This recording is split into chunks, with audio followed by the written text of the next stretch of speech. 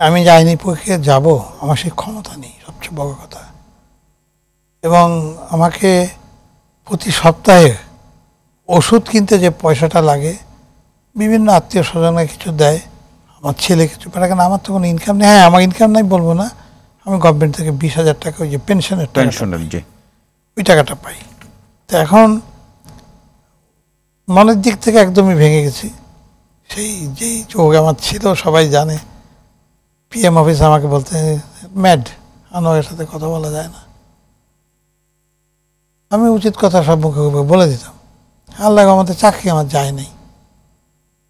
তো এখন এই যেমন গতকালকেই তো আমি ওষুধ কিনি, আমাকে ওয়াইফে প্রতি সপ্তাহে আমাদের 4,500 টাকা ওষুধ লাগে। এই যে গতকালকে কিনেছি ওইটা লেগেছে আমার 5,200 টাকা, 700 টাকা আমাকে বেশি দিতে হলো এই ভ্যাট হওয়াতে। কিন্তু বেগম জিয়ার দল বিএনপি থেকে যদি আইনি প্রক্রিয়া হাঁটার ক্ষেত্রে আপনাকে সহযোগিতা, সহযোগিতা যদি ওনারা তো জানে, আমি কাউকে দিয়ে খবর দিয়েছি, যদিও আমি নিজে দেখা করি নাই, ওনারা জানে, কিন্তু কেউ উচ্চবাচ্য করে না, সবাই নিজেকে নিয়ে ব্যস্ত। আর আমি কখনোই নিজেকে নিয়ে ব্যস্ত হইনি। আমি PM অফিসে ছিলাম, কেউ বলতে পারবে না যে আমি কোনোখান থেকে কোনো মানুষের লক্ষ লক্ষ টাকা কামাই গেছে আমার সামনে আমি দেখেছি। আমি নাম বলতে চাই না, বিরাট বিরাট নেতা এখন থাকে, আমার সামনে আমি বসে দেখেছি কীভাবে টাকা ভাগ করেছে, কীভাবে চেক ইস্যু হতো। সিম্পল একটা ঘটনা বলে, চেক ইস্যু হতো মানে ক্রস চেক, ওই যে অনুদানের চেক ফেক, ওইখানে একটা অ্যামাউন্ট একজন, আর সেকেন্ড অ্যামাউন্ট কত ডক্টর কামাল সিদ্দিকী, থার্ড 1 লাখ টাকা বেশি হয়ে গেলে প্রধানমন্ত্রী দিয়ে। এই কমে অ্যাকাউন্টটা ওইখানে ক্রস দেওয়া থাকতো, তো ছাপা একেবারে প্রেস থেকে চেক ছাপা, ওনারা আইন করেছেন, আমি নিজে দেখেছি, ব্যাংকে বলেছি, ক্রসটা কেটে দিত, সিল লাগাই দিত, এই চেকে ক্রস বাতিল বলে সই করে দিত, ওই চেকটা ক্যাশ চেক হয়ে যেত। যে আমি দেখছি 100টা চেক সই করতে, যে কেউ টাকা তুলতে পারতো। হ্যাঁ, এটা আমি যদি দিত, না ভাই 10,000, আমি গেলে টাকাটা দিয়ে দিত।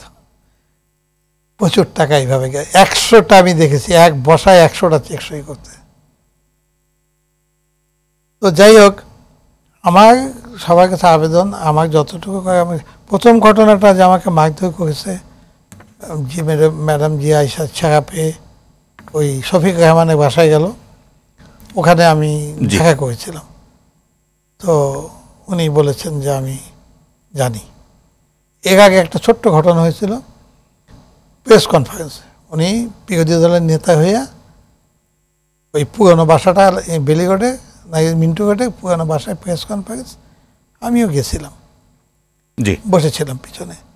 রেজাউল করিম লোটাস, এই নামটা শুনেছেন কিনা জানি না, এখন সানে আছে সে, ও কিন্তু খুব এই বিএনপি ছিল, এখন নাই। ও যখন মিটিং শেষ একটা কথা বলছিল, উঠে দাঁড়ায় বলল যে ম্যাডাম আমার একটা কথা আছে। ছাত্র দলের ছেলে ম্যাডাম, ছোটোবেলা থেকে দাঁড়িয়ে চিনি। হ্যাঁ লোটাস, প্রেস কনফারেন্স তো শেষ, কী বলবা?